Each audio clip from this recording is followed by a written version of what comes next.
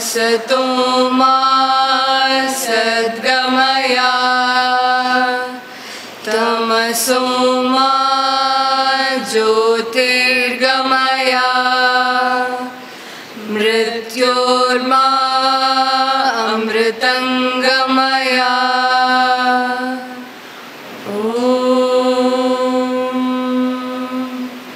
Shanti Shanti Shanti.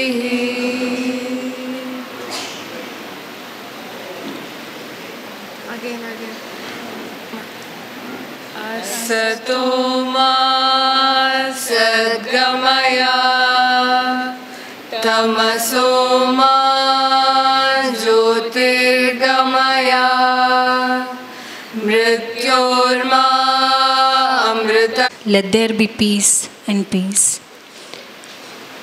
We will now have a presentation, an audiovisual presentation on the Center of Excellence, or yet another milestone in the developmental phase of the progress of the Institute. Ladies and gentlemen, presenting to you an audiovisual on Center of Excellence. In the Center of Excellence scheme, which ensures that 25% of the medical service developed through the scheme is earmarked free of cost to the economically weaker section of the society.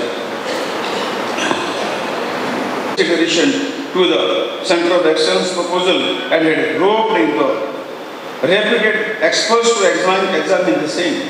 The discussion culminated in the application, healthcare and research facilities in yoga and naturopathy. I hope the work in the Center of Excellence will lead to evolving the treatment of modules for some of the significant public health challenges of today. I also wish the Center for Excellence, which nurtures the three significant vertical and academic development in the healthcare, namely evidence-based clinical practice, evidence-based professional education, and high-quality clinical research. I will, with these words, I once again thank you very much for this. She belongs to the 1986 Karnataka cadre of Indian Administrative Services. She has served in Karnataka for 33 years. Ma'am, may I now request you to deliver the inaugural address. Dr.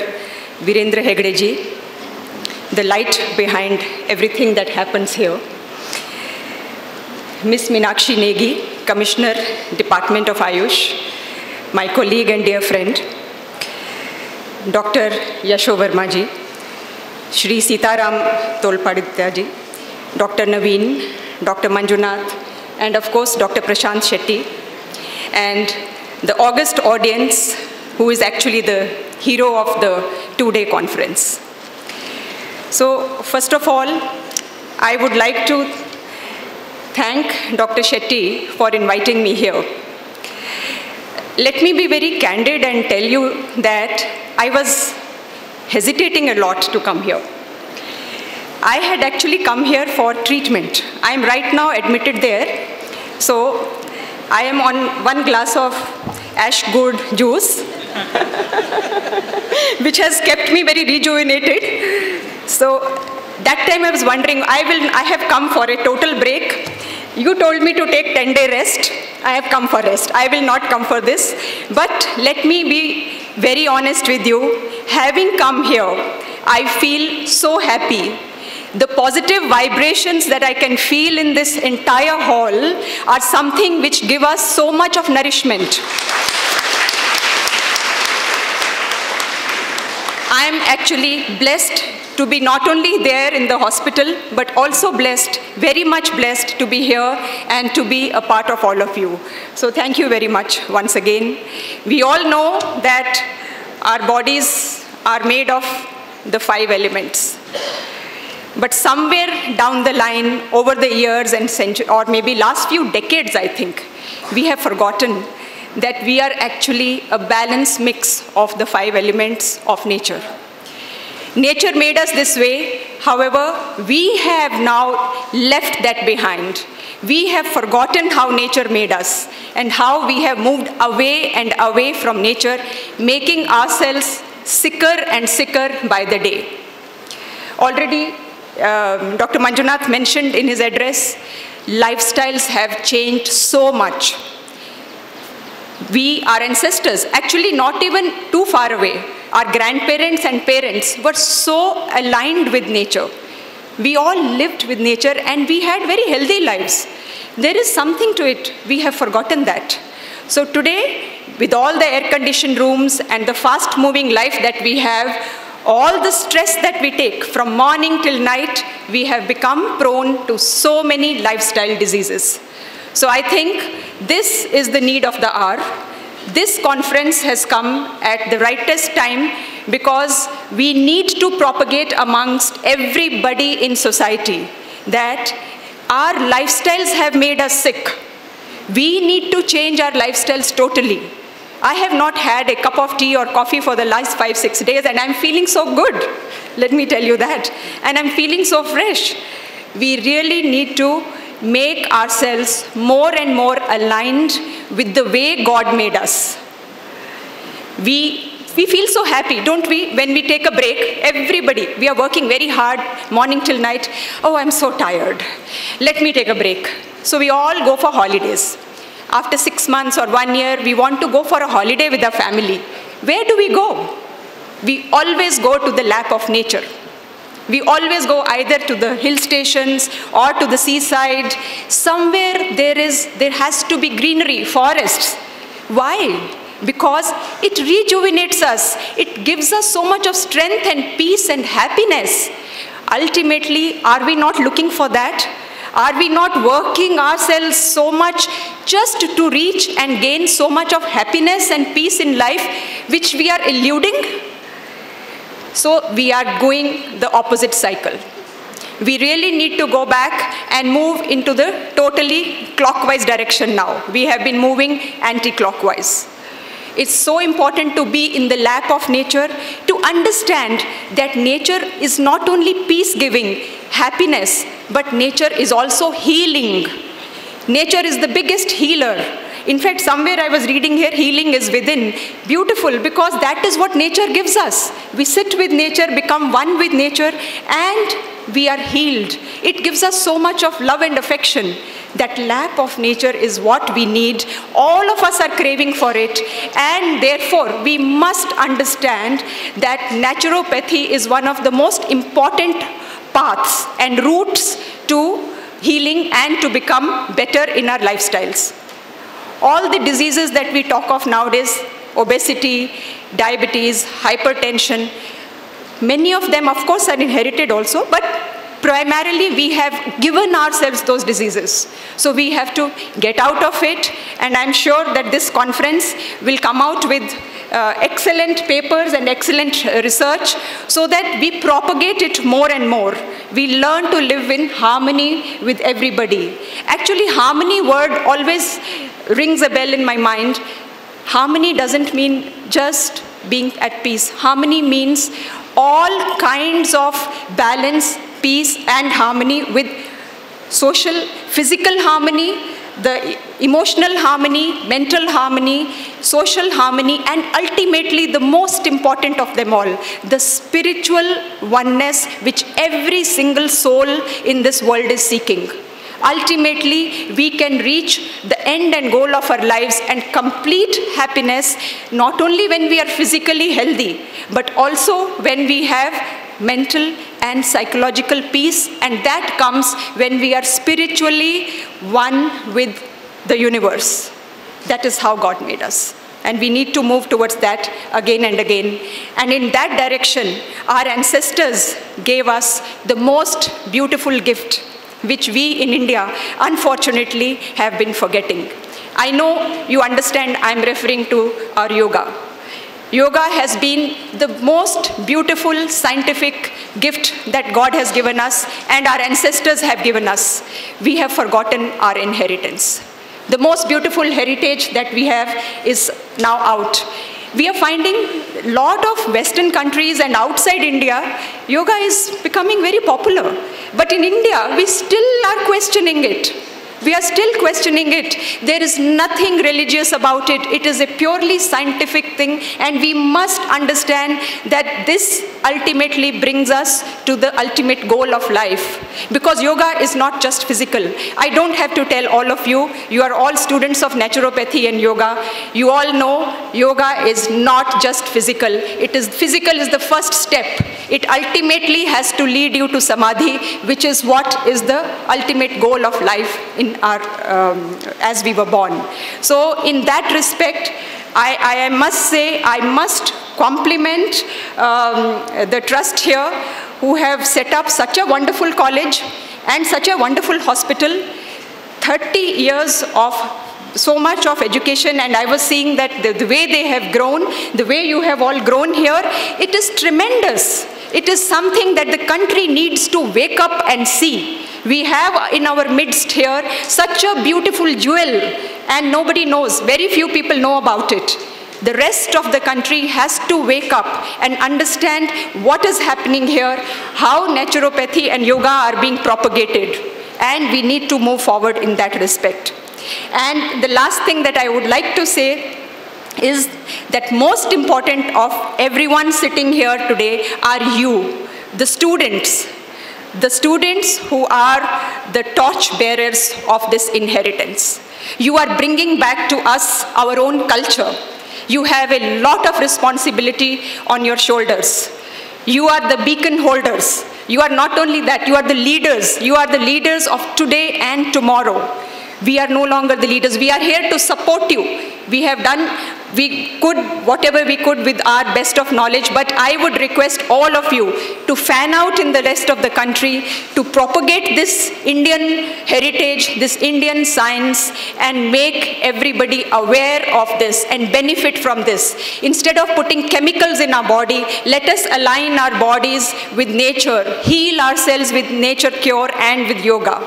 So it is on your shoulders, dear friends, dear students, that we have a lot of hopes. And I would, with those few words, I would again thank everybody for bringing me here and giving me this wonderful opportunity.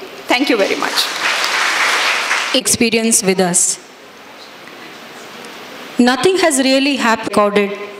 We now have the release of the souvenir, which contains the abstract and the summary of the National Conference on Yoga and Naturopathy.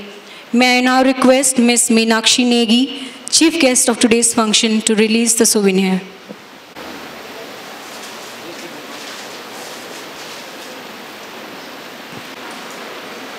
We also have release of the calendar by Yoga.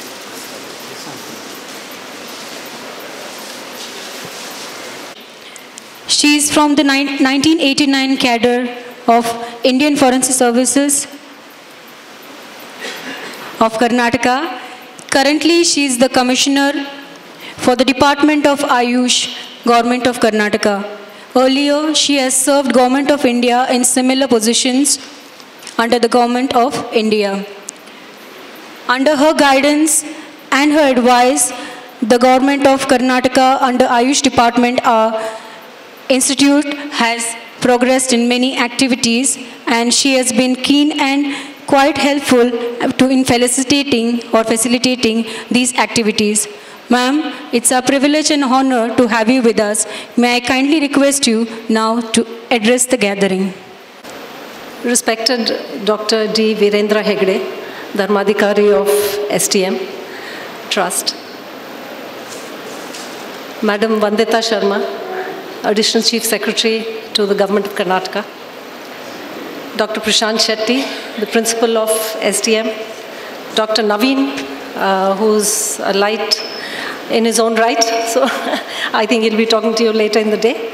Dr. Yasho Varman, Shri Sitaram, Dr. Manjunath, and other dignitaries on the dais, off the dais.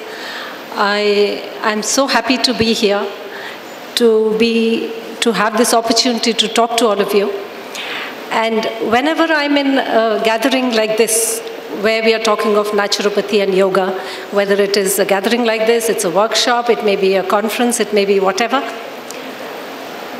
I can't help but remember the father of the nation, one of the most influential persons of that humankind has ever seen, I would say. Not only this or the last century, but ever. Mahatma Gandhi. You know, on a visit to Bengal, when Mahatma Gandhi was asked, would you like to give some message to the people of the country? He said, my life is my message. So there is a book by the same name, which is trending on the internet these days. Please find time to read it. And from Mahatma Gandhi's life, there are several lessons we have to learn. There are several messages. The message of nonviolence, compassion, fearlessness, the belief in himself, Swaraj, so many. I mean, the list is endless. But one message which is very apt for a gathering like this is his love for nature cure. You all know Gandhiji was an avid follower of nature cure. He believed in it, he practiced it, and in his own words, his life is his message. So if he did it and he followed it, then why shouldn't we? I mean, after all, if somebody like him swore by the system, then who are we to question it? We are nobody. We have to take it forward, and we have to believe the system. We have to take it forward.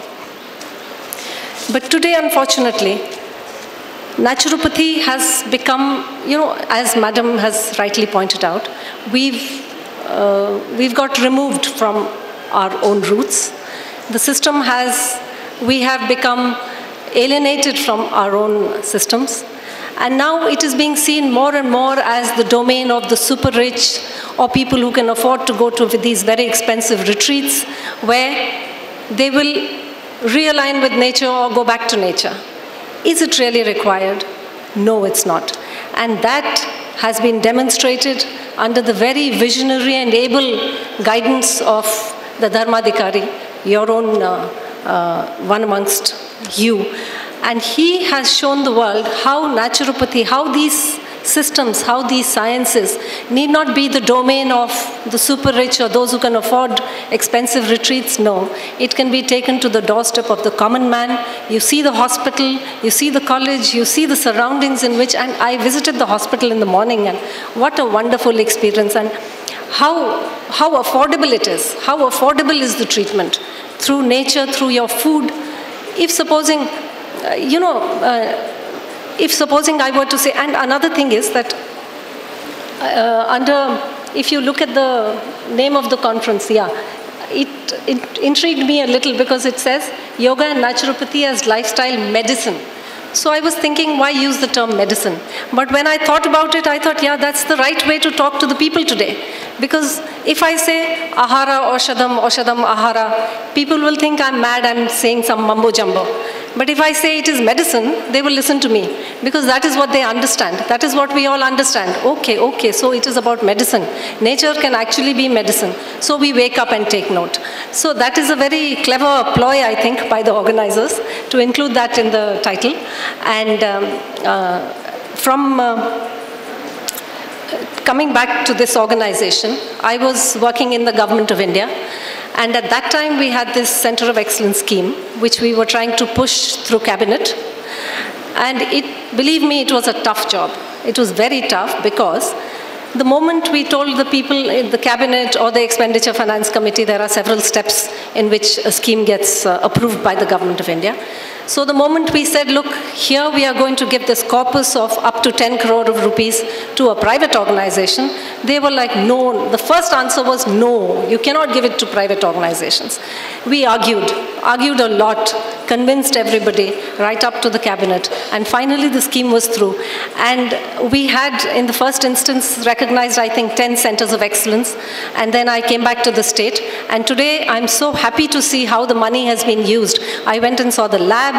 State-of-the-art machinery has been purchased, and this feedback is definitely going to go back to Government of India because I'll be on their committees, and I will tell them how beautifully the scheme has taken off on the ground. And state-of-the-art machineries have been procured. A building is coming up, as you all saw.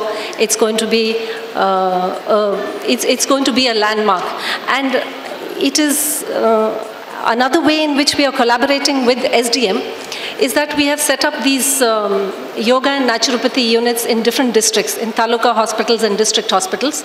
They are yoga and naturopathy units, which are run in a public-private partnership mode with SDM and Department of Ayush. And that has taken off very well, and I must tell the Dharmadhikari here that, sir, it's doing wonderfully well. I have seen about 3 or 4 of them. And it is like really touching the poorest of the poor. But after all, who comes to a taluka hospital? It's the poorest of the poor people who walk into the hospital. And when they come here and get the same treatment that is being given to people in these VIP cottages, that is the service. That is the service that this organization, in partnership with government, is taking to the people. And I was pleasantly surprised to know that out of the user fund, user charges of hardly, I think it's 10 rupees or 20 rupees user charges, they managed to work a corpus about 60 lakh rupees now. And we recently signed an MOU, and they were undecided about how to use this money. Some government think tank said that it has to go back to Government of India. Then finally we decided, no, we'll use the money for upkeep of these centers. We'll purchase, we'll replace things and all. So we've signed an MOU, and there are another 10 centers which we have again got sanction from Government of India. So that'll take it up to 20. And my vision is, as I was telling Dr. Hegde also, that this should become a model for the rest of the country to follow. How these systems can be really taken to the people by incorporating the private sector. That is the only way to take it forward. Otherwise, government alone in working in silos, private sector working in a different silo altogether makes no sense. So it is in this synergy that we can bring about access for these systems to the people. Then, as Madam has already said, if you look at the global burden of disease, it is on account of lifestyle-related disorders. Gone are the days when deaths were happening due to malaria and H1 swine flu, etc. That may still be a concern in some countries, but by and large, the global burden of disease is on account of lifestyle disorders, diabetes, hypertension, strokes, cardiacs, and with increase in lifespans, you have Alzheimer's and several other conditions, which are not at all, the modern system of medicine, the allopathy system of medicine doesn't really lend itself too well to treatment of these disorders. But here is a system which, when integrated with these systems, can really bring relief to hundreds and thousands and millions of people across the world. But of course, because the health needs are pluralistic, the health care also has to be pluralistic. You cannot have one system of health care. At best, it can be disease care. At best, it can talk about disease. But if you talk of health, it just cannot be one system. It has to be an integration of all the systems. And you especially, have to be open to the developments that are happening in science, in the other medicine systems, in other alternative therapies, and then bring it all together and increase your own science. Because after all, these systems are not etched in stone. You know, the common belief amongst people is that Charak wrote it 5,000 years ago and that is all. It's not like that. He wrote it, but it has come down the centuries. Various generations have added on to the body of knowledge. The body of knowledge has grown over the years, and it's still growing. Now we are borrowing from the modern science, things like blood tests or all these new instruments that we are using. So all this is nothing but a use of modern technology to enhance our own sciences. And you have to be, as ma'am has already said, the messengers, the torchbearers who have to disseminate this knowledge to everybody. And this, being a drugless therapy, is the most acceptable way, the most accepted therapy for integration into healthcare services. So with that, I won't take much time, but I would just like to take another minute of yours. I had attended another similar conference in the Hassan College, the Hassan Ayurveda College, run by SDM again. And there we were just talking and thinking what could be another name for SDM. And I thought that I'll share it with you, though it sounds a little funny maybe, but I will share it. S, I say, would stand for seek. Seek, search, What do you seek? Seek knowledge. Search for knowledge. Once you find the right teacher, the right guru, you surrender to the guru, you learn. So that is what S stands for. D stands for dream. Please dream. But dream doesn't mean just sit under a tree and daydream. No. It means having a dream, having a vision. As Martin Luther King has very poignantly said, I have a dream. And I have a dream means you dream, have a vision, think what you would like to be 20 years down the line, where you would like to see your system 20 years, 30 years down the line. Have that vision. And then M is for make it happen.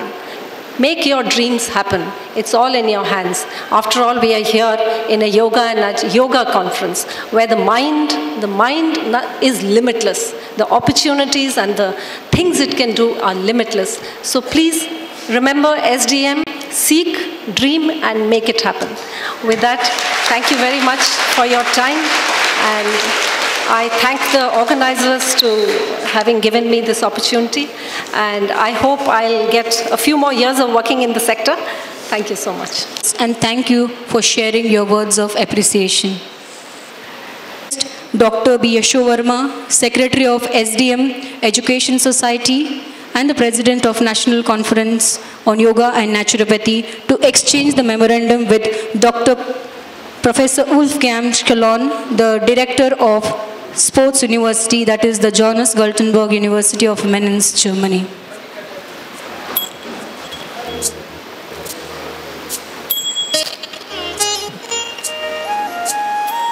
Psychology. He completed his PhD in biomechanics. He studied differential learning approach, for which he has been awarded several times. In the year 2007, he was appointed as a director for Johannes Gutenberg University of Mainz, that is the Institute of Sports Medicine in Germany. He has traveled several parts of the world sharing this knowledge on the subject. May I request Dr. Professor Wolfgang Schalon to address the gathering. Nice introduction.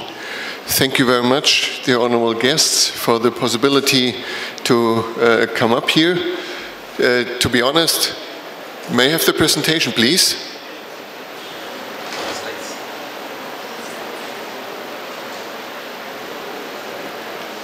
Okay.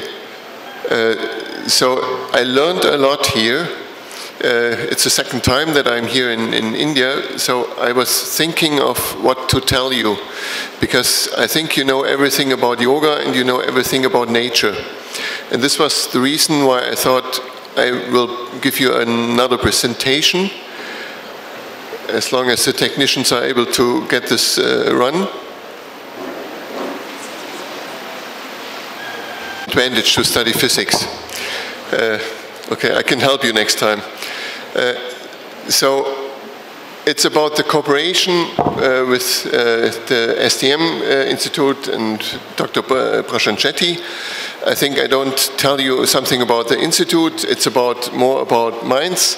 And what I've learned here is in saying, if you want to make God laugh, just make a plan.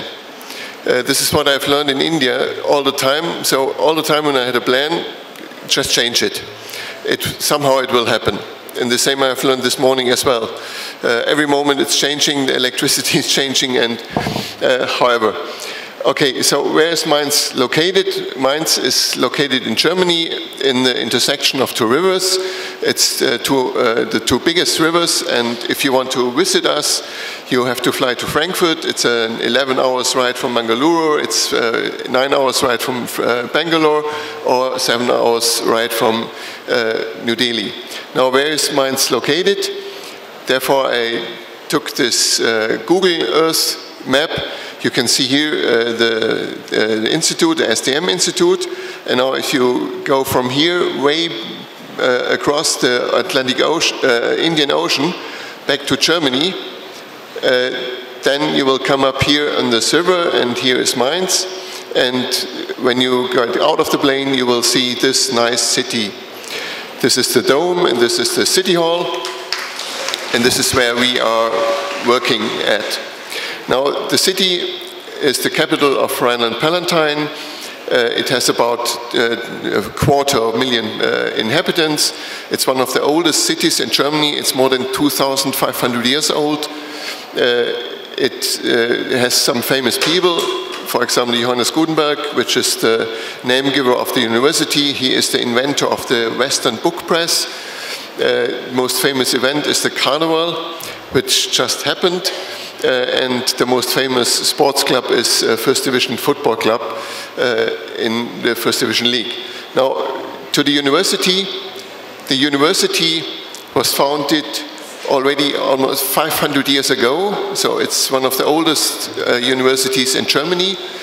We have about 32,000 students from 130 different nations. We have 84 subjects to study. We have 4,000 foreign students. I hope it's getting more with you. We have about 700 Erasmus collaborations within Europe.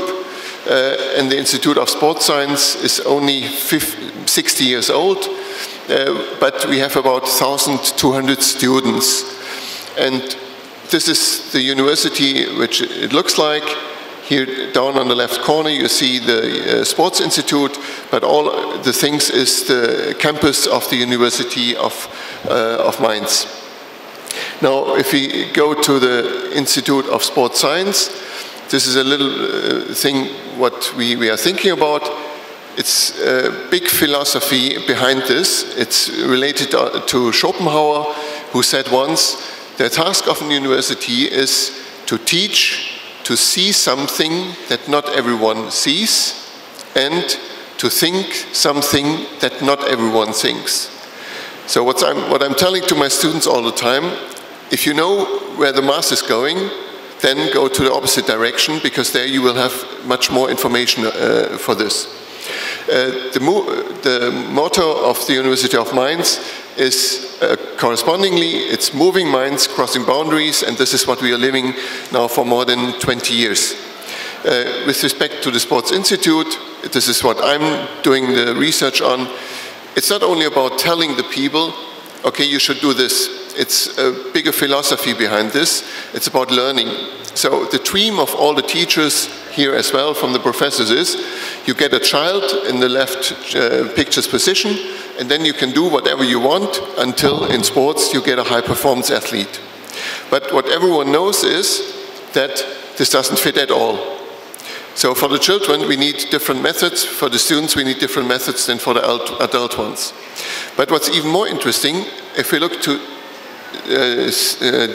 specific situations, for example, if a child during the first 2 years is repeating a movement 2 and more hours, then we would say this is not normal. We would send the child to a neurologist. But if an adult one is doing the same, repeating 2 and more hours, then we call this a professional. So we have two very similar symptoms, but totally different interpretations. And this is what we were looking for in more detail. So we were looking for the movement which we do the most in our life, which gives us a lot of repetition. We measured this biomechanically, and what you see here in those curves is it's the same person walking over the force platform several times. We are never able to repeat a movement twice. Never. You can repeat as long as you want. You're not able to copy a movement twice. Now, if you're not able to repeat this movement, why do we repeat all the time the movements? Because it will never happen again. And out of this, we applied physical methods, which are now applied everywhere for fingerprint recognition. Out of this movement pattern, we are meanwhile able to recognize person like a fingerprint. So one ground contact is enough to recognize this person, and we are not only recognizing the person, we are recognizing their emotional state, we are recognizing their fatigue, and we are recognizing the type of music they're listening to. What is it about? It's not only about having mass science, it's about becoming more individual and more situative. And this is, to our point of view, the future, and this is where I see a big potential for cooperation, that we not only have to look for everyone, we have to look for very specific events, because this can very easily transfer to medicine. Now, we transfer this already to sports in shot put. What we tried there is a consequence that we taught the students not to do only the correct movement, we taught them never to repeat a movement and never correct them. So they had to do the shot put movement up there, down there, to the left, to the right, up, wrong. So all the things which would be forbidden normally, we trained with them. Fortunately, those were the results. During the acquisition, during the training, the classical group improved a little bit, but the group who trained much more variable and with all the errors improved much more. And now the most interesting part in this story is, after stopping the intervention, we had 2 weeks of break. So no training for 2 weeks, what you will have after your exam. So after 2 weeks, we checked again, and what happened with classical learning, they were back to the beginning. So everything was forgotten within 2 weeks. And we know this in school all over the world. When you repeat things, you forget it. Most intriguingly, the other group, they improved the performance even more after 2 weeks. And this is like little children are learning. It's not a question of age, it's a question of the way how they learn. And I never have seen a parent who is explaining the child how to walk. They try and do, and it's the same brain. And as soon as we apply these methods to adult ones, we have the same learning rates. And if we have 2 more weeks, this classical group is staying on the same level, the other group is increasing even more. So if you start with a corresponding variation in the beginning, then you get 50% as a gift afterwards. So we meanwhile see that repetition is not the best way of learning. Now, we wanted to look for the neuronal background, and this is the bridge to naturopathy. We gave them 4 different types of methods. So in the beginning, we were looking for the brain activation. Those are the frequencies. So the upper row is just for theta, then it's alpha, and those are the most important frequencies for learning and also for yoga learning. Whereas the lower parts, and the most of you have the beta state at the moment. Okay, electricity, thanks. Some of you have gamma. Gamma is stress. Gamma is when you have a smartphone at your ear, then you have stress in your brain. That's the reason why you don't sleep that deep when you have smartphone at night by side of the head. Now, if you just repeat a movement, then we get blue activation, which means almost the brain has switched off. There's almost no activation in the brain when you repeat a movement. Now, if you just come in with a little bit of variation, for example, in badminton, you train with forehand, backhand, then you have stress. It's a gamma activation. It's stress, how to solve the problem and whatever.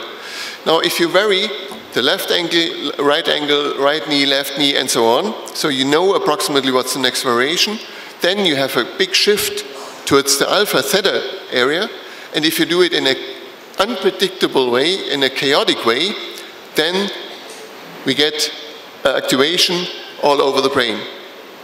So by doing certain kinds of movements, you can activate the brain, and what we know, when you have this activation for 10 minutes a day, over 4 weeks, we have a significant anatomical change in the brain.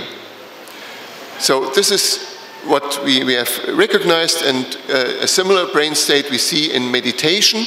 And when you are able to meditate, then you are able to move energy, the chi, towards your hand. And this is what we found, and this was the reason why we started to get in contact with yoga as well, because there you have similar brain activations, and there we see a lot of combinations. And that was the reason for starting this master program about movement and well-being. And one cooperative partner is the SDM College, the other one is University of Mainz, and the third partner is Shanghai University of TCM, where our students have to go 3 months to India, 3 months to China, And in our university, they learn how to analyze EEG signals, heart signals, and all these physical methods. Overall, I have to thank Dr. Prashant Shetty for this cooperation, Dr. Nadesh Ast for this nice treatment, Sunita Ravi for getting up this connection, and for Dhiren for his nice guidance through all these laboratories. So good luck for your conference, and I hope to see you next.